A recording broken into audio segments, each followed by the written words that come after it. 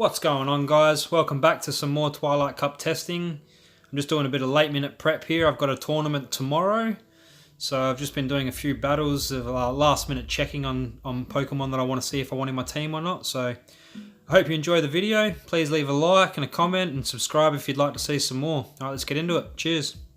Alright peeps, jumping into the first battle now. You can see I've got the advantage with the Alolan Raticate there having a double weakness to fighting, so my opponent switches out straight away. Brings in the Toxicroak counter of Golbat, and I counter his counter with my Tyranitar, who's running Smackdown Stone Edge. So I've pretty much got Tyranitar in the team to counter that switch in. And once my opponent makes his switch, he's locked in for the next 60 seconds, so I straight away have that advantage. Taking the Golbat down now, I've got a little bit of health left and a bit of charge move to set off, so might as well let that go and waste an opponent's shield.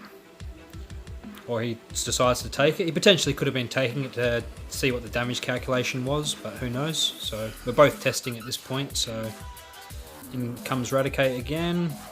I'm going to see if I can quickly get that Stone Edge off, and I do, so that's pretty lucky.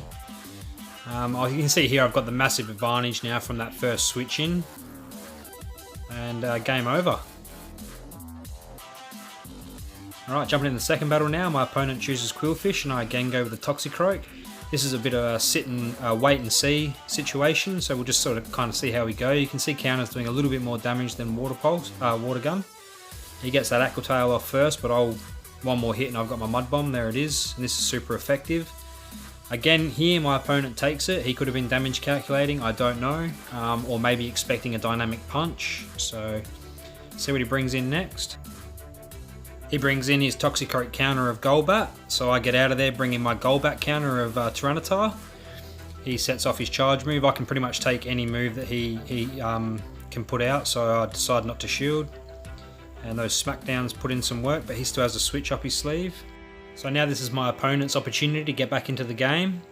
I set off a Stone Edge, hoping that he doesn't block it, but he's got two shields up his sleeve, so he uses one of them. Bubble's putting in some work here. I'm locked in, I can't switch, so my opponent has the upper hand. I'll come in with my Azumarill counter. Now he can't switch because he switched previously, so he's still probably got 20-30 seconds remaining. I'll shield that Ice Beam because it's super effective, and I'll try and get my own... Oh, he had another one saved up, so well done by my opponent. He's wasted both my shields there, so that's good play. I'll get off this Frenzy Plant, and I'm assuming my opponent will shield it. Yep. So Azumarill put in some good work here.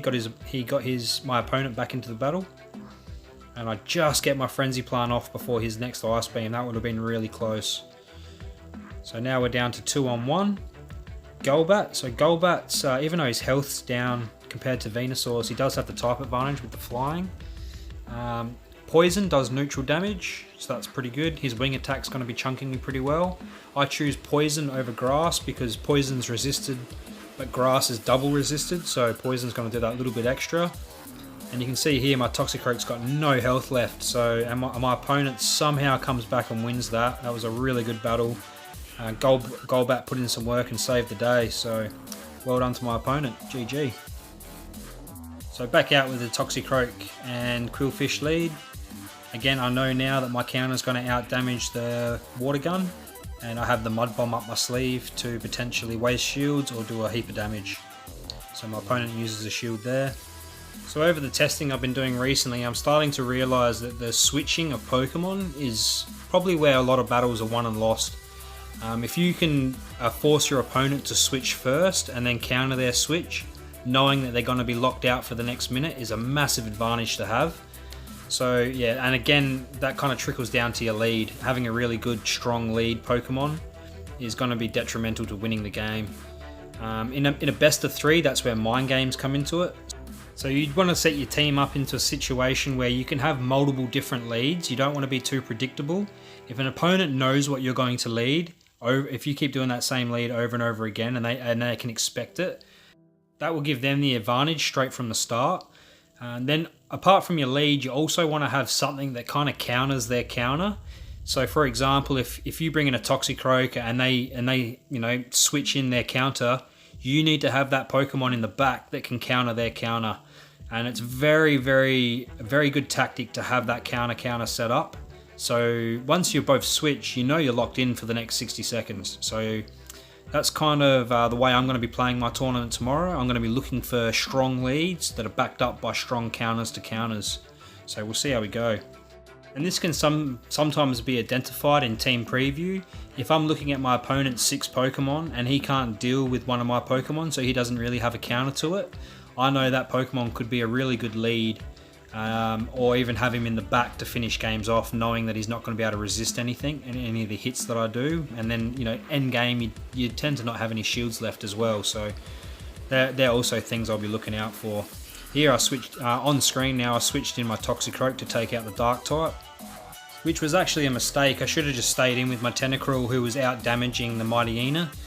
By switching in my Toxicroak, I've opened up the door for my opponent to bring in a Toxicroak counter.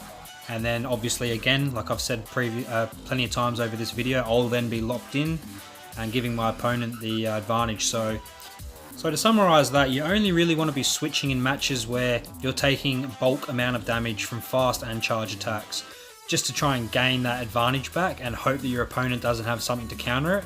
It's kind of a last ditch effort to get yourself back into the battle. But if you're doing kind of, you know, similar damage on your fast attacks, it's just sit there and wait for your opponent to switch. If he switches, then happy days, you can counter their switch in. Back on screen now, I bring in my Tyranitar to finish off that Houndoom with one last smackdown. And my opponent's Weezing is already depleted, so that's game over. GG to my opponent. Alright guys, well that's it for this one. I hope you've enjoyed it and learned a little bit out of it. If you've got your Twilight Cup coming up, good luck with it, all the best, and I hope I'll catch you in the next one. Cheers, take it easy.